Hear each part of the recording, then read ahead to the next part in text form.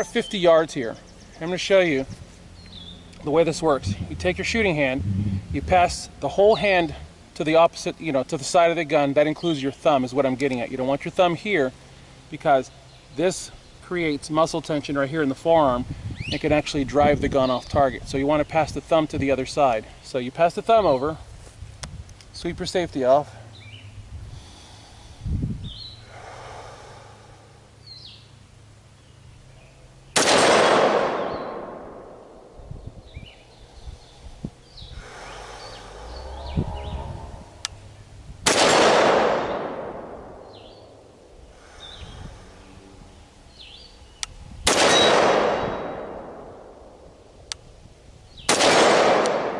Okay, so what was that, 3 or 4 shots?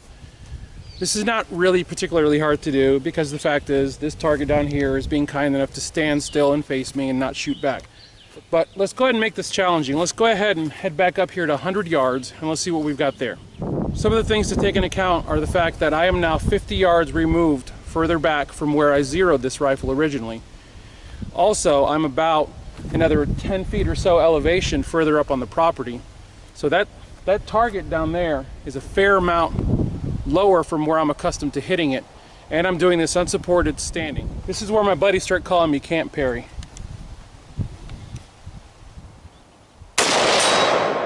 Oh, that's a hit. Oh, I should stop right now. Because you know what they say, once you get a hit and you're in front of your students, stop. But you know what? We're here to learn, right? We're here to learn. Sweet, 2 hits. Yeah, I should definitely stop, but I'm going to keep going. Because I love doing this, guys. Ah, that's done right satisfying. Nothing like shooting steel. Oh, that is some serious wind.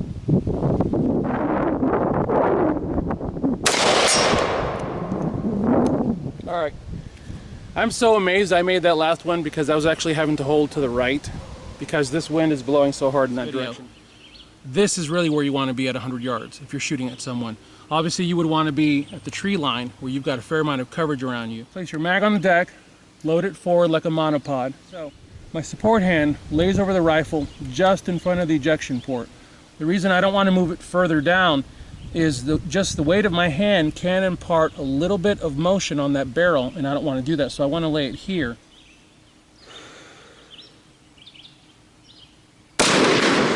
Remember, you want to be shooting when your lungs are empty, when your diaphragm, when your chest, when everything is as empty as it can be, and there is as much contact with the ground as you can get.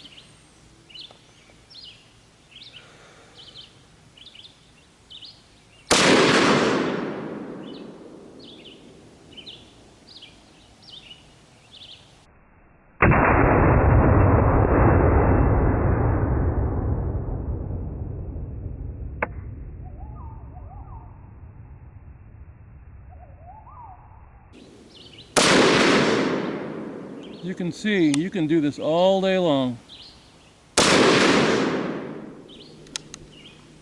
Alright, so the point is made. If you will get your iron sight guns out, spend time working with them, guys, you will be amazed at how accurate you can get. You can start getting to the point where you're hitting pumpkins. I mean, just small things, grapefruit from 100 yards. I'm not kidding, guys.